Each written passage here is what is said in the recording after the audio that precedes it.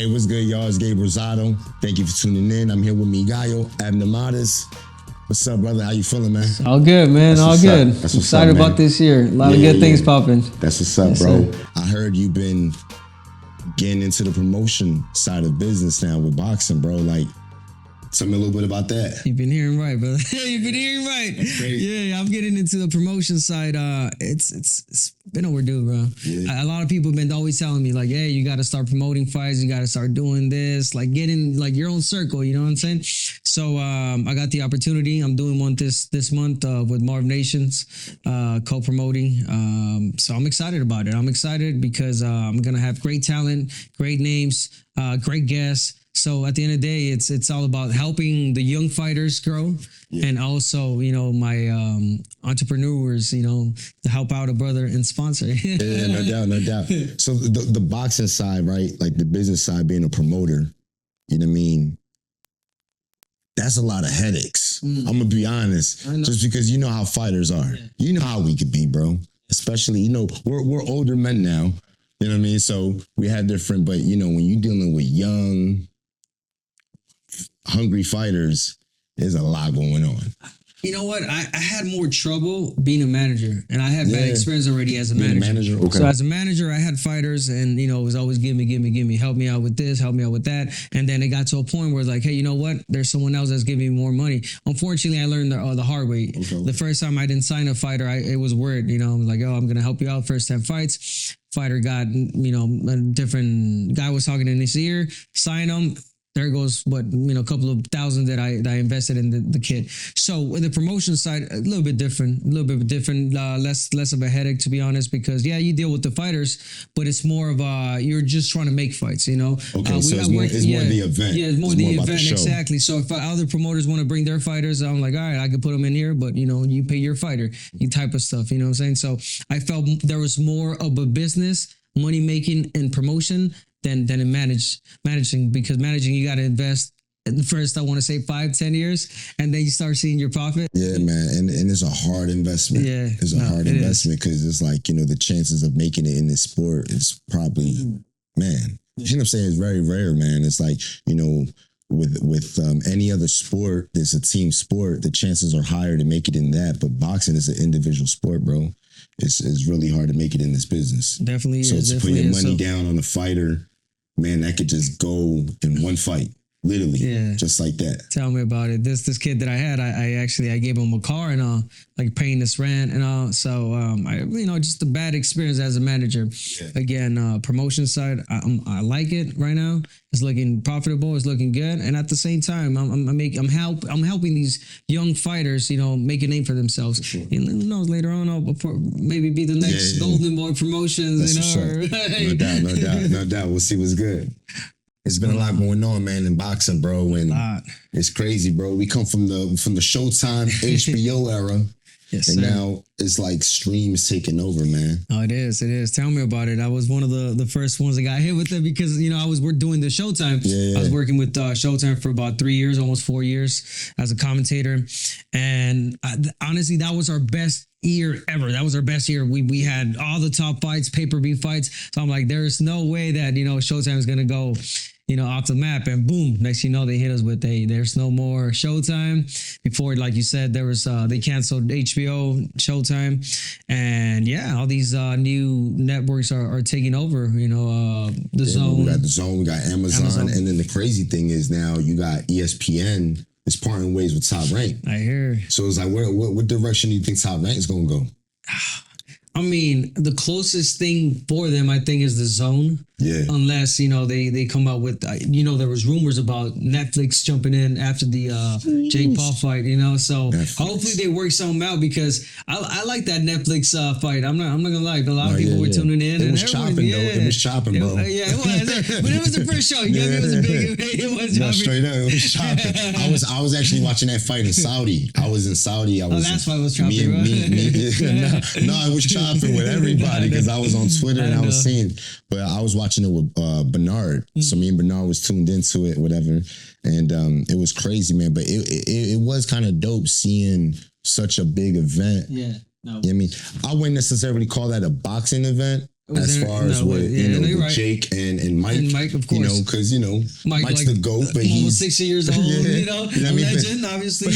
But it was great entertainment, of course, and it gave a platform for probably one of the greatest female fights I've ever seen. The biggest fights, and for sure. What, just fights in boxing, period. You know, Katie and Serrano. That one stole the show for sure. I think they did Serrano dirty though. I think so too. I'm not gonna lie. Yeah. No, you're right about that one. That fight was so close, but yet good, entertaining. It was so entertaining, but yeah, I felt like Serrano did enough to win that fight. Katie, she's a dog though, because she got hurt again as she did in the first fight, and she rebounded from that, and she did fight back and she fought good. But I do think that Serrano, I think she pulled off both the fights, but they might do a trilogy. Is definitely worthy for a trilogy. After seeing the first two, brother, come on now. You gotta stay tuned in for that third one. I'm sorry. Yeah. But yeah, man, let's see where it goes. ESPN going perhaps, like you said, to Zone, if not Amazon Prime. But yeah, of course, all these streaming networks are taking over. So, like, do you prefer the pay-per-view or the streaming? That's a cheap guy. I probably stream. I remember when it started with the non-pay-per-view. Who was that? PVC was like, we're not going to do pay-per-view. But then again, there's no business without pay-per-view. You get me? That's where they get their money from. And I'm not really mad at the pay-per-view because, here's the thing. When I was a kid growing up, when we did the pay-per-views, it was like the fights that were pay-per-view worthy. That's what I was So whenever there's a matchup, like let's say if Canelo Benavidez happens, that's definitely pay-per-view. You know what I'm saying? There's certain fights that I don't think kind of, I think. And you're talking about the main event, but yeah, back in the days, it was worthy of paying every single penny because of the whole card. I remember back in the day, you had Mike Tyson. The whole card, exactly. You had Mike Tyson on top as the main event, and then you had Julio Cesar Chavez, and then you have Barrera, and then you had these other like legends. They're like, oh shit, like Tito Trinidad on a lot of Bernard Hopkins cards. So what I'm saying, on Mike Tyson cards. So they were stacked cards. Chiquita Gonzalez. I remember watching all those fights. They were like just big fights. Like there was all of them could have been main event. You get me? Chrissy Martin. Yeah, Butterbean. Butterbean. So USA shorts. So it was definitely entertainment, and it was worth it, man. But now it's like everything is streamed. You got ESPN's gonna, they're gonna drop Top Rank. So it's interesting to see what direction Bob Arum's gonna go to. But then you got Turki Alalshik. You know what I'm saying? He's doing, and what I like about Turk, he came in hard. He said, blam.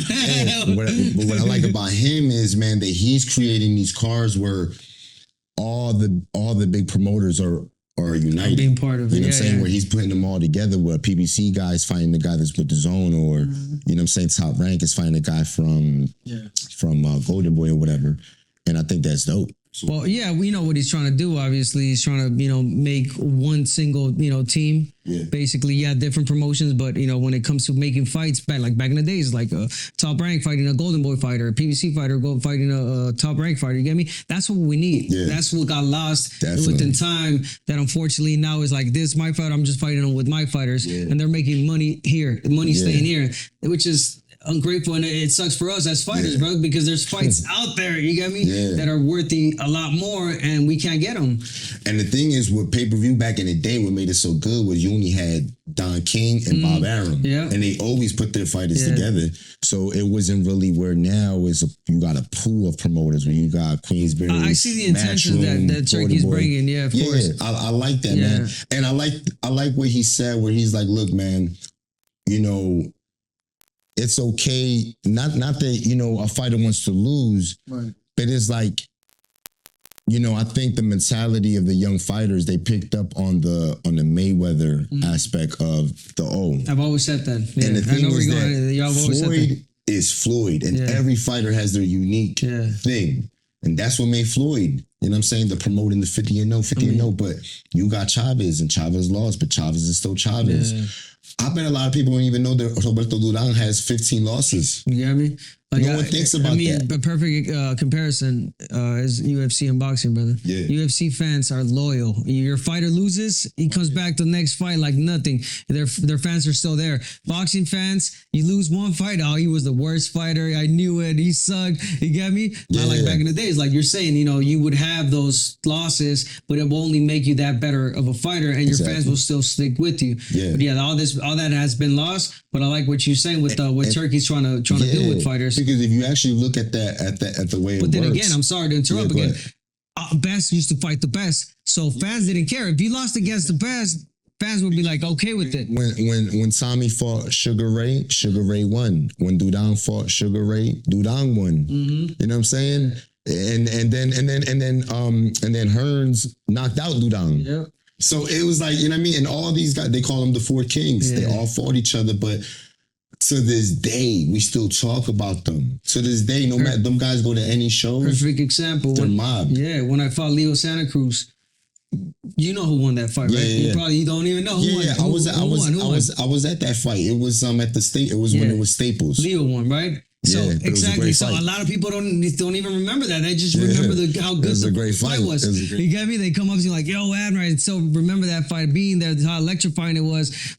Great fight, man. They don't care that I lost. It was an entertaining fight, close fight. But that's what we were trying to say. The point that we're trying to make. As long as you can make these good fights, people are gonna forget about all that. Win, lose, or draw. If a fighter. If the fans are entertained, they're gonna want to watch you again. I think that's why another fighter that people loved was Arturo Gotti. It's like Arturo Gotti was the dude, man. Mickey Ward, him and Mickey Ward, that trilogy was probably one of the most epic trilogies in boxing, right? And those dudes didn't have perfect records, but it was super entertaining. Yeah, so speaking of Turki Alalshik, man, making these big fights, what's the fight you want to see, man? The big one. The big one for me would probably be Inoue against Bam Rodriguez. Oh, damn. Okay, That's top. That's the one I want to watch. Yeah. That's a boxing IQ at its That's peak. like Pacquiao and Mayweather. Like if they would have fought in their prime, you get me? They never did. It was not in the prime. They could still make the fight happen, but it was not in the prime. Right now, Inoue against Bam Rodriguez, brother. Man, I'll pay top dollar.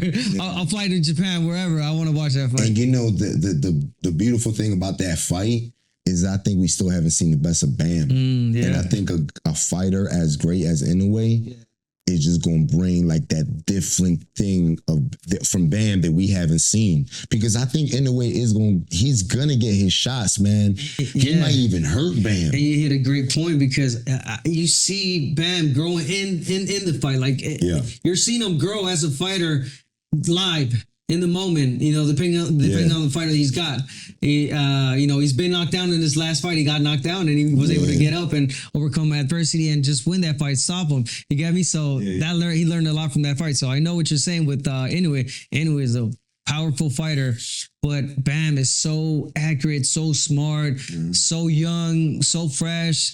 I mean, that fight. I got goosebumps, bro. That is an exciting fight. That fight pretty much comes down to the power in a way. Is that gonna like take over the skill set of Bam? Because Bam, he's punching off angles. Yeah. So it really comes down to who could take a shot too. Well, we've seen that both fighters could take shots. Obviously, we've seen Bam been knocked down in the last fight. But I see there's power on Inoue's side. There's also speed power with Bam. But you're right. I feel like Bam is more of a IQ fighter, a fighter that fights from the outside, will wait for you to make mistakes. So I think that's going to be the key. If Inoue makes a mistake, Bam is going to make him pay for it. But you know what fight I'm interested in seeing? Which one? Tank and Shakur. Tank and Shakur. Yeah. You know what I'm saying? Yeah. I don't think it's the fire fight. You know what I'm saying? That the fans would want to see as far as these guys standing toe for toe. Right. But I think it's a chess match. You know what I'm saying? Yeah. It's Tank's power and then it's Shakur's skill. Right. But they both got skills. Right. Because Tank, what makes Tank so great is not that he has power. He's a great counter puncher, jabs. He's pretty much the full package. A complete fighter. Yes. He's a complete. But I think that Shakur, he needs that kind of fighter that's going to really showcase how good he really is. kind of like when who is it? Kind of like how Barbosa looked against Ramirez. Barbosa needed that test, that guy that was going to make him come up and really show how good he is. Because I knew Barbosa was that good, and I was excited for him getting that kind of fight because, you know, he looked bad. Yeah. The one prior to that when he didn't look too good. But I think fighters, sometimes they fight to the level of their competition. They always do. Yeah, well, not all of them. Some of them. And you're right about Shakur Stevenson. I think that, of course, that I'm not going to forget, and I got to mention that fight, you know, that boring fight that everyone just slept on. But he, like you said, he fought down to that level, or he wanted a comfortable, or I should say, a fight where he would not get hit. He's the type of fighter that does not like to get hit. You get me? So if he fights a Tank Davis is gonna make him fight. And there's pride in that fight too, though. I think it's kind of like it would be a little bit of the Zab Judah Mayweather kind of flow. Remember Zab Judah Mayweather? You know what I'm saying? So I think in that kind of fight, I think Shakur, he wants to be great so bad that he's willing to take risk in that fight. And that's why that fight would be a little more entertaining than just, you know, how they say he's boring or whatever. I don't think he's boring, you know what I'm saying? But, you know, I kind of get what people want to see knockouts. They want to see people be explosive. The other fight that I would be interested in, if it happens, would be David Benavidez against Canelo. Oh, yeah. I think that's in everybody's top list. And how you see that? Oh, man. That's a tough one. I know a lot of people count out Benavidez. Well, not a lot of people. It's actually even a little bit, you know. No, that's pretty much even. It is because Canelo, they say that he's on the decline. You know, he hasn't fought a legitimate young in his prime type of fighter anytime. You know, lately he hasn't. So I think it's a 50-50 fight. Till this moment, I still feel that Canelo has enough to beat Benavidez because Benavidez gets hit so cleanly, so effective. You know, last fight against David Morrell, he got shook, bro. Yeah. He got shook. If Canelo hits him with one of those punches, I think it might be over. Yeah. Right now, I edge Canelo still, but man, it's a coin toss. It definitely is. It is, man. Because I think what makes Benavidez good could also be his weakness, and what makes him good is his aggressiveness. Yeah. But with Canelo, you can't be that aggressive. You got to have patience with Canelo. You think so? I don't think so. I feel like I mean smart pressure. I don't mean like just stay there and fence with Canelo. I'm not saying be there fencing with him. You gotta keep Canelo busy. But you gotta walk in with a jab. Right. There's gotta be a game. There's gotta be like Chavez Sr. It was aggression and it was pressure, but it was smart pressure and it was angles. Roberto Duran, it was angles and movement. He wasn't just there to be there. He knew his purpose was to be in front of you, and he was going to hit you with something, body shots, inside punches, and that's what Benavidez does. I mean, Benavidez is a balling puncher, but he's there. He hits you. He keeps you busy, and that's what you got to do with Canelo. I don't know if you see Canelo. Canelo, when he gets Matag. When he's on his back foot, he does this and he gets on the ropes. It's those moments when you give him the opportunity to let his hands go, like a 1-2 punch. 1-2, he times it. The uppercut and or the right hand. They counter. He's a really good counter puncher. For sure. But if you keep him busy with more than 2-3 punches, I think Benavidez will make it a really difficult fight for Canelo. For sure. I think when Benavidez applies pressure, it has to be behind the jab, though. For sure. And constantly keep the jab pumping, because obviously what Bivol did in their fight was he kept that jab so busy. Mm-hmm. You know what I'm saying? So I think that's what Benavidez will have to do. It's a great fight. I lean a little bit towards Canelo in that matchup, and Benavidez, man, that's my boy, bro. And that's now. We're talking about now. Right now. If the fight were to happen 2-3 years from now, everything changes. You know that. Oh, yeah. Body, I mean, I don't know how Canelo's going to look in his next two fights. Yeah. Same with Benavidez, what he chooses after this fight. True. See, what you just said is true, because the thing is with Canelo is we could say he's getting older and maybe he's slowing down. Right. But when he came into the fight with Munguia, it was like, it was almost like it was the old Canelo. Yeah. He was countering, being sharp. And I think to an extent, he almost, I'm not going to say he carried Munguia, But I think Just say it. He did. I think we all saw that. I think he took his foot off the gas. There was a part where he carried him. It was like, yeah, because I think there was a moment in the fight where he did carry him. Yeah, because I think I think he had a good respect for Munguia, I think he kind of just took his foot off the gas, man. You know what I mean? And then his last fight, he fights a younger, stronger, bigger man, and he just walked him down. Mm-hmm. So it's kind of really slowing down me. I don't think so. I think he's still sharp. I think he's still sharp because he's choosing the right fights. Yeah. He's the right opponents. Again, we go back to styles. He's fighting fighters that, give him those moments to think. Yeah. Munguia jab, slow fighter, 1-2 punch. For sure. Give you, like you said, it gave Canelo the opportunity to take his time. He knew when to press, and when he pressed, he knew he could get Benavidez out any given moment, but he chose not to. Munguia. Yeah, Munguia. Yeah. I'm sorry, Munguia. Yeah. So if he were to fight Benavidez, it would be a whole different story. If anyone does deserve to fight, it is Benavidez. Yeah, he deserves it, especially after this fight. But guess what? Benavidez is not going to ask for that fight. He's going to keep knocking on the door. Yeah. But if you don't give him that fight, he moves on, and guess who's next? Yeah. Who's next. But before we get to that, I think it's just a matter of Canelo he's the head honcho. He is. He got hit on that. If you don't want it rightfully now. so put himself in a position where he can pick and choose. You know what I'm saying? And even though it's not Benavidez right now, he's going to fight the Cuban for the title to unify. I think he wins that fight. Should win, yeah. Then Crawford, which is a big fight. I know you think Crawford's still a smaller guy. He's a top. One of the best fighters out there, but he's too small. Yeah. So I think eventually the fight will happen because it's the perfect recipe for a major pay-per-view fight. Yeah, but like you said, the key, Canelo is the guy, the big name. He gets to choose the fights whenever he wants, and then guess what? He's gonna say, "Oh, give me 2-3 fights. I'll take Benavidez. How many fights that he's gone? All right, okay, yeah, he's got knocked down already. He's probably also waiting for Benavidez to slow down because Benavidez, he was in a fight. He was in a firefight with Morrell. As a manager, I see you, wanting to fight the top dog. I'm like, yo, Gabe, slow down. I needed you back in the day. Bro. So, with Benavidez and Canelo, which is a big fight. Huge. Where's the stage for this fight? I got the perfect place. Yeah. We might disagree because of the country, Mexico City. Estadio Azteca. Estadio Azteca, brother. No, I see it. I see it. That's like 100,000, right? Yeah, bro. Sheesh. Yeah. Canelo did. Oh man, I can't remember the correct number, but he did an estadio in Guadalajara. Yeah. With the Chivas play. I can't remember exactly the number, but he was up there, man. And remember, he didn't fight the best name either. Who did he fight that fight? He fought Ryder. Ryder, exactly. Ryder. He fought Ryder.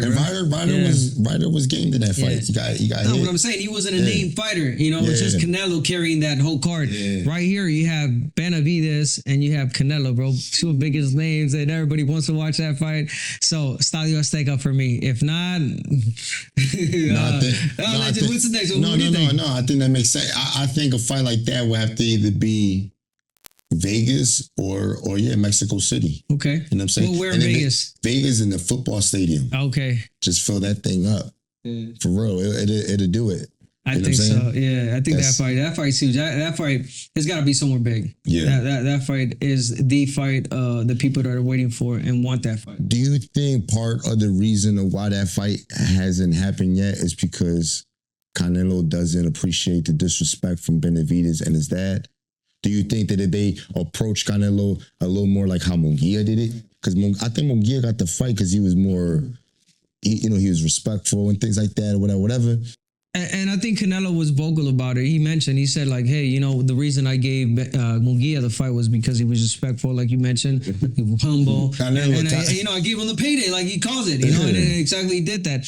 And he did also say that he doesn't like the way that Benavidez and his father, the whole Benavidez camp, carries themselves and attacked him. So because of that, there's pride also in Canelo's side. There's honor, and there's like, oh, you know what? I'm not going to give you the fight yet. So it's two things. That, he doesn't want to give him the fight because he's mad at the fact of the way of how he's approaching the fight. And two, Canelo's a smart man. He's going to wait for the perfect time to fight a older David Benavidez, not right now in his prime, I believe. Sure. And I think whenever it happens, I think it's going to be big. One of the biggest fights right now. For sure. Yo, Abner, so you've had some dope ass entrances, having the whole banda in your locker room and all that. You're like one of the first that did it. Yes, you know sir. what I'm saying? Right now in boxing, you see our culture heavy with the corridos, you know what I mean? And, Los tumbados, and with the reggaeton artists, you know, Berlanga coming out with Arcangel, you know what I'm saying? Then Canelo came out with Fuerza Regida. Yeah, man. So and we know a lot of these guys, man. Most of them, man. Like 90% of the corrido tumbado guys that are out there. Yeah, man. So it's like, you know, how do you think that's, you know, that's doing for boxing, man? Just the culture. The culture, how that influence. I feel that music and boxing go together, always. When you have a boxing event, there's always that like intermission, and then they're playing music, you know, light music, and people go crazy, corridos, whatever it is. Banda, reggaeton. So music and boxing go together. So the way I did it, and you're right, I was one of the first boxers that had a banda inside of the locker room. I mean, yeah, a lot of people walked out with their grupos and singers, but never inside the locker room did they have someone live there playing for them while I'm wrapping my hands, while I'm shadow boxing. Ariel Camacho is the most memorable one for me. Rest in peace, that I had in my locker room. Sure. To this day, people repost that video, repost it. I'm like, man, it doesn't get old. You get me? But how it influenced me is that, bro, I mean, when you train, what do you do? You listen to music. When you go run, headphones, you listen to music, you know, you get that energy, you get that inspiration, you get that motivation from music that you listen to. So that culture, how it has been jumping over from, you know, ages back. I remember Chavez walked out with Vicente Fernandez. When I saw that, for me, it was like the top of the top. You know what I'm saying? So now we have all these, you know, corridos tumbados. Like you mentioned, Canelo walked out with Fuerza Regida in his last fight. Berlanga walked out with Arcangel. That was dope as well. You know, the dope thing for me was when I fought Munguia. You know, growing up, you see the big fights between the Puerto Ricans and the Mexicans, man, and you dream to have that moment like that, right? So when I fought Munguia, it was just dope. I came out with the Puerto Rican anthem sang by Mark Anthony, and the crowd, you know, what I mean, was going crazy. And then he came out with his culture. You know, he came out with, I think it was it a banda or was it like a mariachi? I think he came out with a mariachi, and it's just like. That culture, man, is like we're against each other, but we love each other because there's that respect. You feel me? In the sense of the fight. And it's contagious. The fans out there, once they hear the music coming out and they're expecting a big name, they're like, they go crazy. And you gotta fight. You gotta rumble after that. Like, you can't go in the ring and the crowd is that crazy and not go at it, right? The best one that I remember, Canelo, actually, I don't know, remember, I think it was in Guadalajara where he walked in with the huge mariachi. I think it was like, you know, hundreds and hundreds of mariachis playing all over from one side to another, and his entrance was just like big, and then like it's like you said, it's contagious. Like the fans, man. I remember just hearing the mariachi, the colors, the fireworks, all that, bro. That's entertainment. Yeah, man. And I think the dope part about it, man, is that I think all cultures are starting to see it because right now corridos is taking over. You know what I'm saying? And the music, you know, Bad Bunny has a song, it's a salsa song, it's the #1 song in the country. It's salsa. It's crazy, right? So the fact that you see other cultures, you know what I mean, embracing the music, man. People that don't even speak Spanish listening to Peso Pluma or, you know what I mean, or Nata and Bad Bunny. It's crazy, man. It's dope. But tell me what you told me when I said, I told you that corridos tumbados are taking over. And you said, why? You said, why? Do you remember? Well, you know what? Tell me. Bad Bunny did the song Diablo with Nata. And you know what's crazy? I got to see that, man. But you know what was so dope that Bad Bunny was the biggest artist. Yeah, at the time. He saw Nata, who had this dope song. And I saw Nata's rise because I'm real good friends with Jimmy. But you're not wrong. I'm not saying, I'm saying you're right on that. Like, honestly, he gave him that little boom. But what I thought was dope about that was that, you know, Bad Bunny didn't act like he was too good. It was like he heard a song that he was like, oh, this is fire.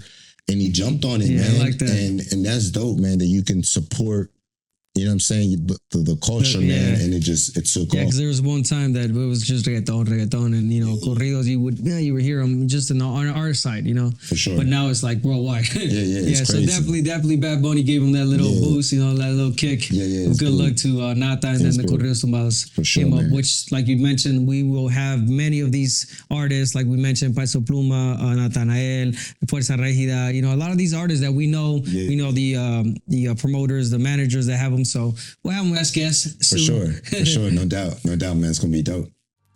Thanks for tuning in. Had a lot of fun, Gabe. Appreciate you, man. No doubt, bro. And we got a lot of fights this 2025, fights that you cannot miss. And guess what? We're gonna be in all of them. Yeah, man. We'll be covering them. Let's go. Stay tuned.